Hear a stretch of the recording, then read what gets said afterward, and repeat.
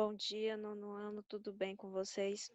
Bom, pessoal, na nossa aula de arte de hoje eu quero falar um pouco para vocês sobre a história do teatro, essa arte fantástica de representar personagens, mas que é uma arte expressiva, uma arte muito emotiva que mexe com a gente. Como diria Stanislavski, desculpa, gente, Stanislavski, acho que é assim que se fala.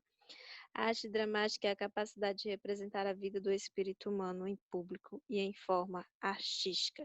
Assim como eu, imagino que vocês também gostam do teatro, então vamos conhecer um pouco sobre a história. História da arte dramática. Ela é tão antiga como os homens na Terra. Na pré-história, os homens eles já tinham essa noção do que era dança, do que era música. A gente vê nessas imagens como se eles estivessem festejando, comemorando algo em seus rituais de caça, de colheita, talvez também rituais de nascimento de uma criança. A gente não sabe, são supostas hipóteses que se tem sobre esses primeiros homens. Mas o teatro ele surge mais na Grécia. Ele surgiu como uma expressão literária.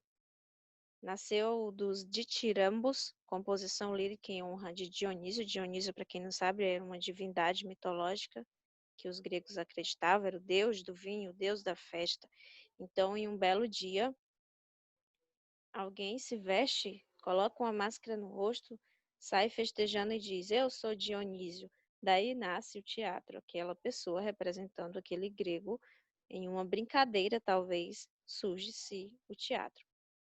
É, esse teatro grego em Epidauro, tá? Isso é uma arquitetura também, faz parte da arte, mas aqui por longas datas, por longos séculos, se teve apresentações teatrais aqui, recitação de poemas acompanhado de instrumentos e a utilização de máscaras no teatro. Por que que eles utilizavam máscaras no teatro? Porque para eles era uma forma de representar o personagem que eles estavam incorporando, ok? Por isso essa importância da máscara no teatro grego. Isso é Antígonas de Sófocles, é uma representação também na Grécia de teatro. É muito tradicional deles, tá? Aqui são alguns exemplos de máscaras antigas que era utilizada dentro do teatro grego. Essa aqui, por exemplo, se eu não me engano, representa Dionísio, sim, o deus do vinho. Por aí vai.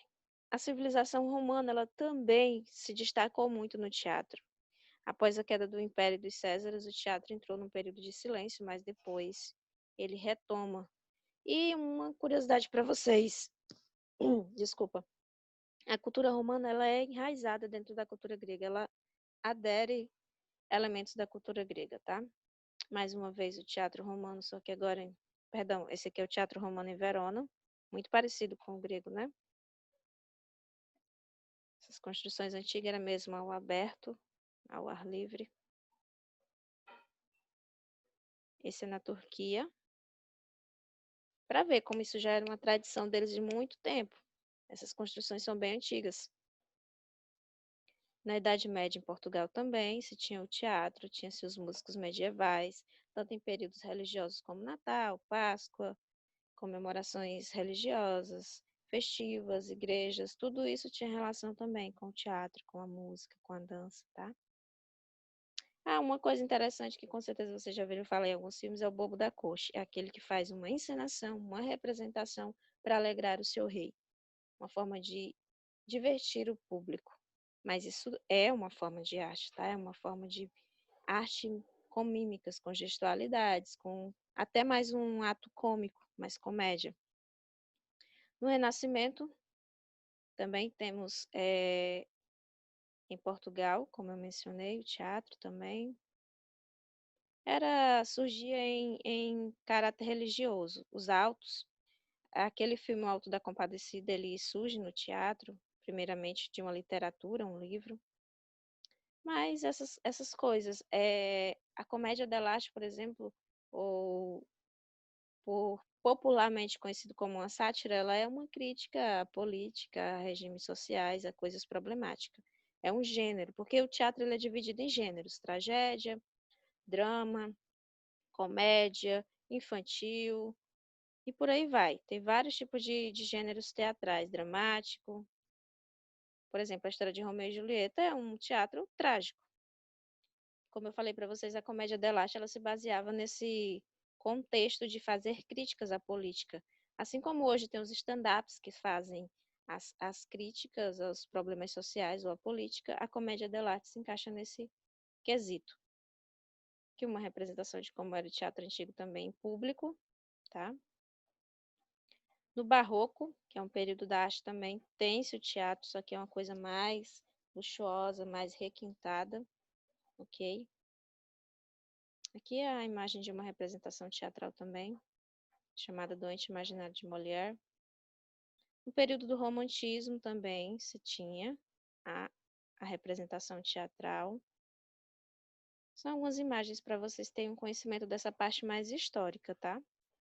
Teatro Nacional, primeira vez abriu as portas em 13 de abril de 1846, faz mais de um século, então, para ver.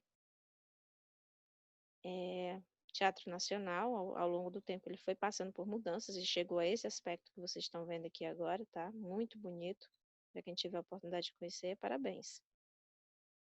E a importância do palco, a luz, o som, o cenário, o figurino, tudo isso é muito importante dentro desse cenário do palco, né, do teatro, porque é uma simbologia enorme. Imagina que você tivesse que fazer um personagem que era uma árvore e não tivesse um figurino.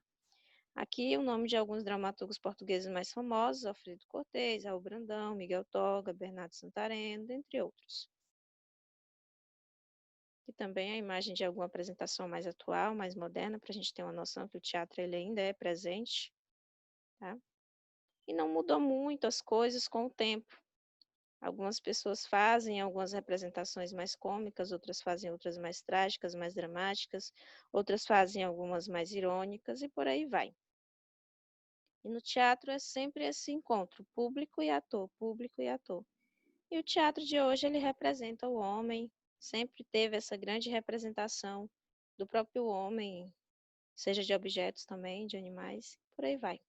Bom, gente, essa foi a nossa aula sobre a introdução da história ao teatro. Na próxima aula a gente vai falar sobre alguns autores literários e atores também que interpretaram personagens literários famosíssimos, tá? Não percam a próxima aula, eu conto com vocês. Um forte abraço, tchau, até mais.